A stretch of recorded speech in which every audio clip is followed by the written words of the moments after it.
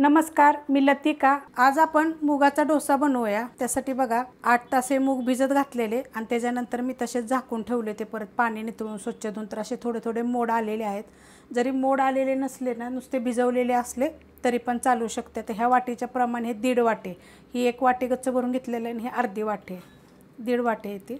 मिक्सरचं भांडं घेतलेलं, ह्याच्यामध्ये आता हे मूग काढून घेऊया। मूग मी काढून घेतलेले, त्याच्यामध्ये मिरची टाकून घेऊया। तर तुमच्या तिखटाप्रमाणे टाका। ही कमी तिखटवाली मिरची 3 टाकलेले आहेत। आलं घेतलेले आहेत बघा, छोटे छोटे आकाराचे 3 तुकडे घेतलेले आहेत। छोटा अर्धा चमचा जिरे थोडेसे टाकायचे आपल्याला। ह्याच्यामध्ये कोथिंबीर, त्यात टाकायचे 1 चमचा तांदळाचं पीठ, आणि जरी नाही टाकलं तरी पण चालेल, आणि 1 चमचा टाकणारे रवा। रवा आणि तांदळाचं पीठ नाही टाकलं तरी चालेल। ह्या चमच्याच्या मापानं फक्त भरून घेतलेलं आहे। त्यात टाकायचं आपल्याला चवीप्रमाणे मीठ, आणि त्यात टाकायचं आपल्याला थोडंसं पाणी, आणि हे एकदम आपल्याला बारीक करून घ्यायचे। बारीक करून घेतले बघा, वाडग्यामध्ये ओतून घेऊया आपण। अशा पद्धतीत झाले। आता आपल्याला थोडंसं एकदम पाणी टाकायचे। तर हे मिक्सरच्या भांड्यामध्ये मी पाणी टाकून खवळून घेणार आहे।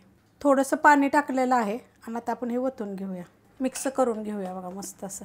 लागलं तर पाणी टाकायचं, नाही तर जेव्हा आपण मिक्सरला बारीक करतो ना, तेव्हा थोडं पाणी टाकलं का नाही की मस्त होतं एकदम।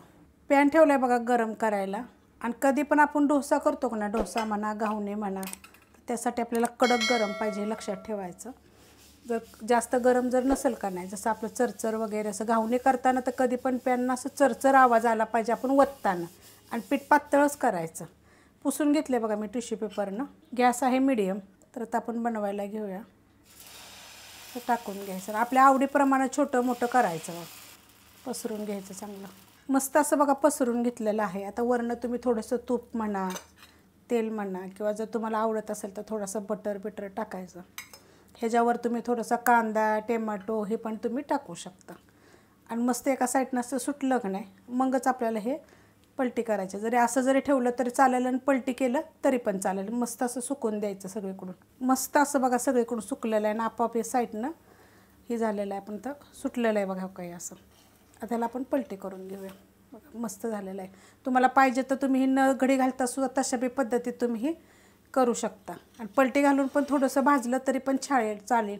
मस्त होतात बघा, एकदम छान असे होतात एकदम, आणि चवीला पण इतके छान लागतात ना। त्यात तुम्हाला मी पहिलं सांगितलेलं आहे, तुम्हाला जर ह्याचं पीठ नाही टाकलं तरी चालेल, तांदळाचं पीठ जरी नाही टाकलं तरी चालेल, रवा जरी नाही टाकला तरी चालेल, डायरेक्ट तुम्ही बारीक करा, मीठ आपल्याप्रमाणे आणि मिरची आपल्याप्रमाणे टाकून तुम्ही बनवा। मस्त होतात बघा। खूप रेसिपी मी अपलोड केलेल्या आहेत, राहिलेले मी अशा पद्धतीनं बनवून घेते। तुम्ही नाश्त्यासाठी, टिफिनसाठी हे तुम्ही बनवू शकता। रेसिपी आवडली तर लाईक करा, सबस्क्राईब करा, कमेंट करा आणि शेअर बी करा।